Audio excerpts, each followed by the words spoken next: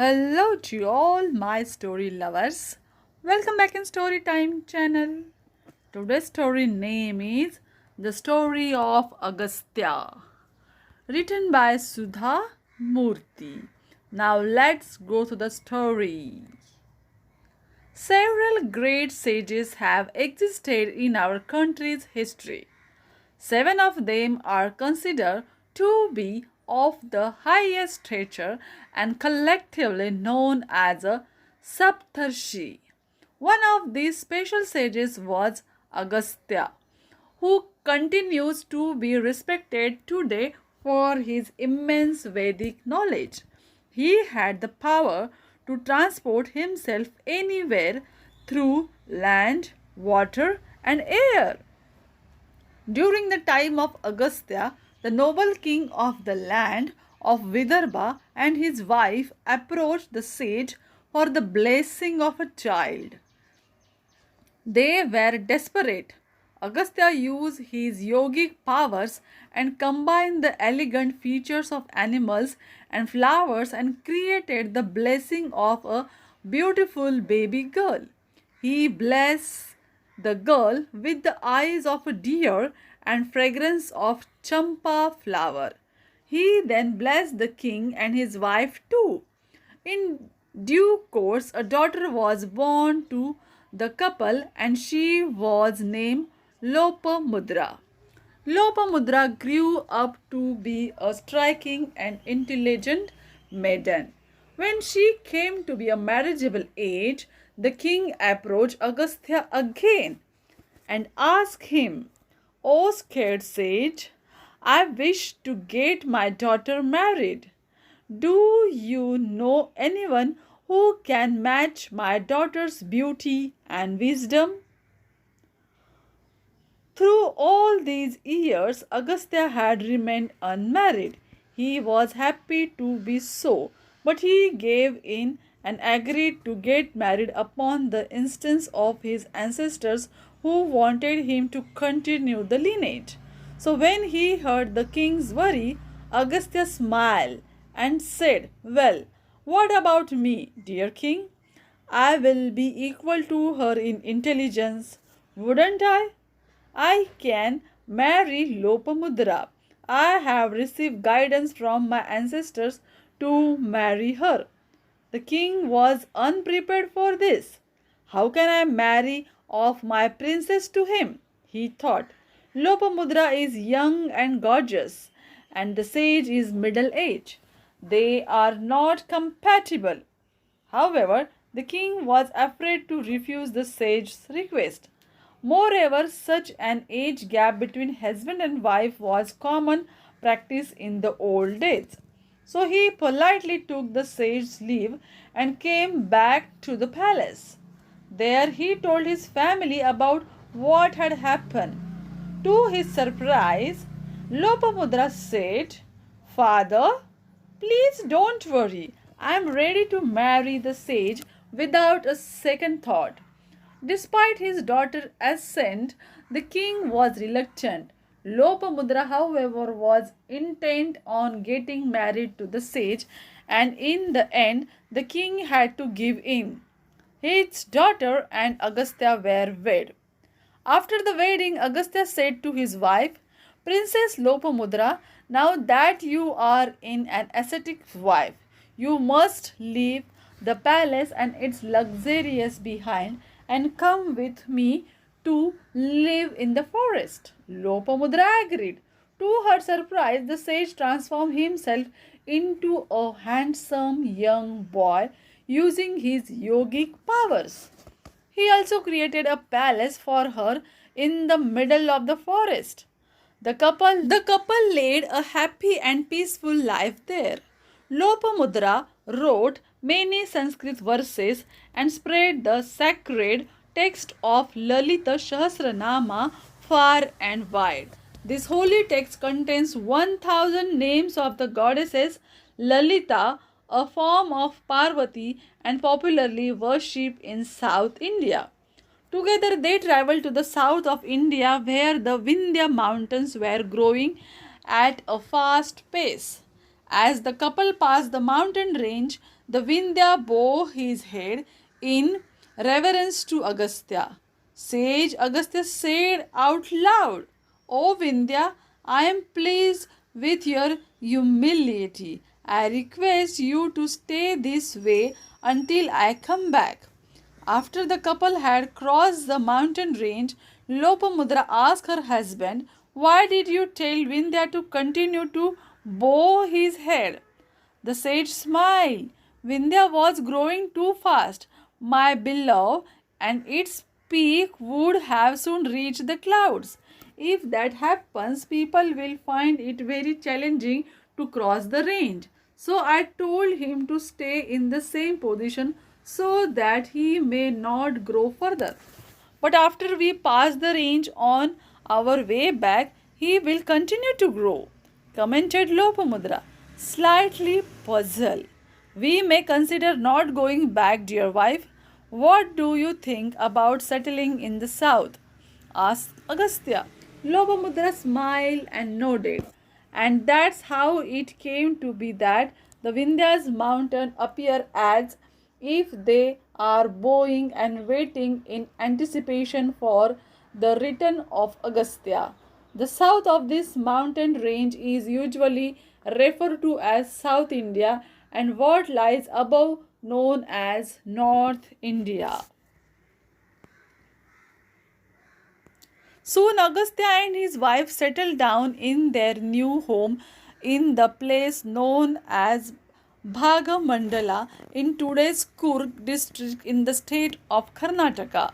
By now, Lopamudra had realized that real happiness lay in being of service to others. So she decided that she wanted to help people and figured that the best way to do so was to transform herself into a river.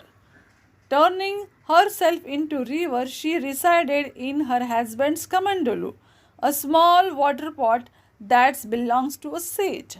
Agastya, however, was very attached to her and kept her in the kamandalu for a long time, and Lopamudra kept yearning to become a river. One day, Lord Ganesha came in the form of crow and tilted the kamandalu just enough so the water would begin to flow. That day, Lopamudra turned into a river. Now that Agastya had no choice in the matter, he affectionately named her Kaveri. This is how the river Kaveri came into existence. The day this happened is known as Kaveri Tula Sankramana Day. Even today, Lopamudra or Kaveri makes her presence felt in Bhaga Mandala once a year in the form of spouting geyser. The river originates in Karnataka, travels across Tamil Nadu, and eventually joins the Bay of Bengal at the Pumpuar. The river is also known as the Southern Ganga for giving life and allowing multiple civilizations to flourish.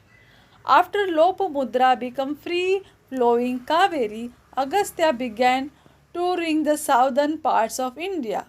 At the time, there were two brother Asuras named Vatapi and Ilavila. They performed austere penance and prayed to learn sage to bless one of them with the son who would be powerful as Indra.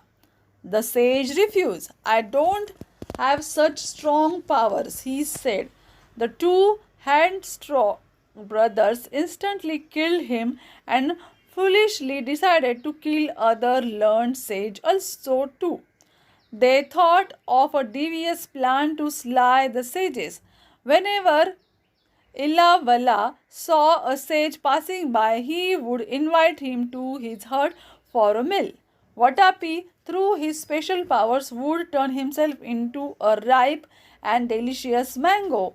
After a meal, Ilavala would cut the ripe mango and serve it to the unsuspecting sage, who would eat the mango with delight.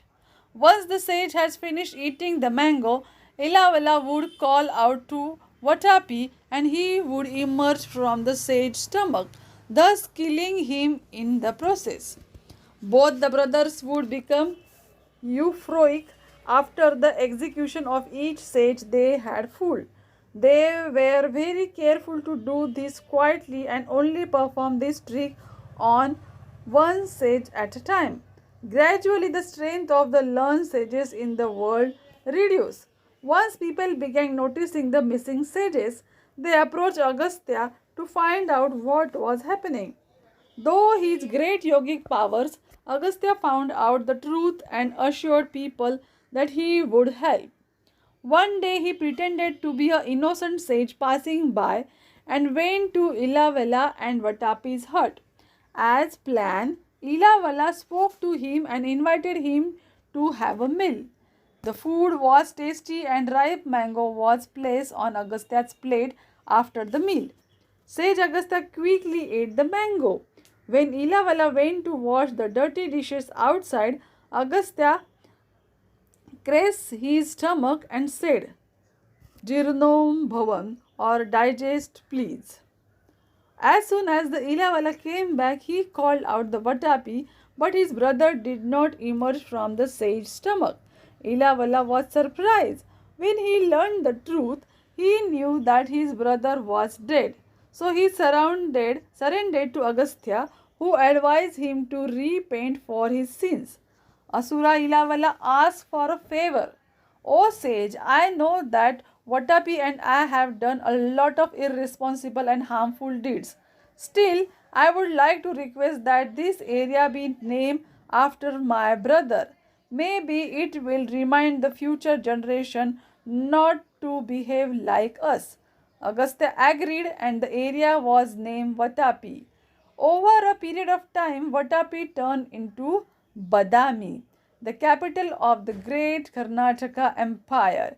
If you visit Badami, the people might point you to a huge mountain rock where caves are carved out, which is believed to be around house of Vatapi and Illavala. There is a big lake below known as Agastya Tirtha. Once he had taught the Asuras their lesson, Agastya continued his travel. One day the gods approached Agastya with a problem. Ravana's maternal grandfather Sumali had an elder brother Malyavan and the younger brother Mali. The three brothers were great asuras who frequently fought with the gods. Whenever they needed a break from the battle, they hid in the ocean. The gods, clueless about the asuras' location, could not find them no matter where they searched. Tired of searching for the disappearing demons, the gods approached Vishnu for a solution, who in turn directed them to a powerful Agastya. Hearing the gods' pleas, the sage Agastya drank all the water in the ocean using his extraordinary powers, leaving Malyavanam, Sumali, and Mali invulnerable.